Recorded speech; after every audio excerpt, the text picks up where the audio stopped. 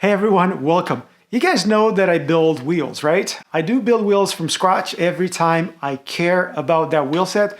But in this case, I am working on this. That is gonna be a Beta winter bike for which I wanted a cheap set of wheels. And if you are to buy wheels, they are usually quite expensive. There's something to do with storage, with shipping. These are big and bulky, you can't hide that fact. So I caved in. I ordered this wheel set from overseas. It even uses a ratchet mechanism like the DT Swiss one. So let's see what I got. And I'm gonna start by telling you the cost to my door.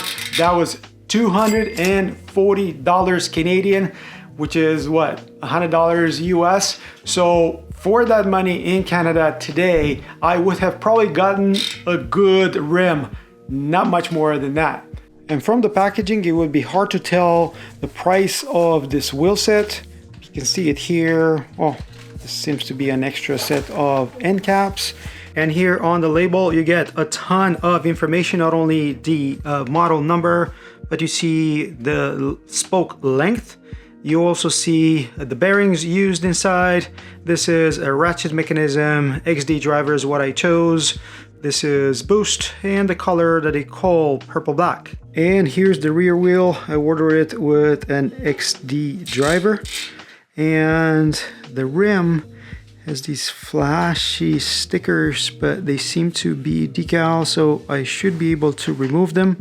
These are 29er wheels.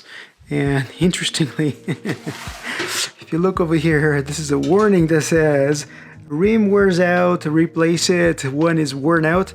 I am 99.9% sure that's a warning label for rim brakes, definitely not these.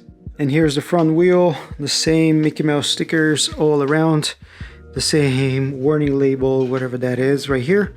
This is 6 bolts, rotor bearings seem okay.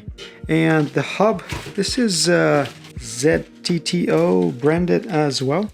Boost, so 110, 148 in the rear. As for the spokes, these seem to be some sort of bladed spokes. They're not as thin as CX-Ray, so something else. And they've used 32 spokes per wheel. Nipples are probably aluminum, hard to tell. J-bend spokes, and the rim that they've used, this is an aluminum wheel set.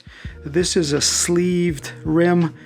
Usually they use a sticker like this right where the two pieces come together. As for the other dimensions of the rim, this is 35 millimeter external, which means 30 millimeter internal, which is pretty much what I was after. And the other thing that I was after, or definitely interested in, is this, the rear hub that they've used. Obviously this is ZTTO branded as well, but if you look carefully here, this is DR390, that's the model name. 36 tooth ratchet. Believe it or not, this is a ratchet hub. Here is the ratchet, slightly different than DT Swiss, but you can see it still uses 2 springs, which from what I've been reading is probably a better approach to this kind of mechanism. So you have the 2 springs, you see the floating ratchets, and you have a spacer here at the bottom, very similar to what DT Swiss does. And if you're wondering about the noise, this is pretty much the noise that a ratchet hub with 36 teeth would make right after you've cleaned it and greased it. It's not too loud, it will become louder as the grease gets pushed out. If you're wondering about the bearings, they seem to be nice and super smooth. Mind you, this is all brand new, straight out of the box. Is that compatible with DT Swiss bits and pieces? Here is a SRAM cassette installed on an original free hub. And after pushing it all the way, here it is. It seems to work just fine. So chances are this is fully compatible with DT Swiss, not just the free hubs, but also the internals. Trying to peel off some of these stickers, and it seems to work. I definitely plan to remove all this. Weight of the front wheel is 972 grams. The rear wheel comes up to 1070 grams, that is with the XT driver. And overall, the wheel set comes up to 2042 grams, which is not too bad for a budget set of wheels like these.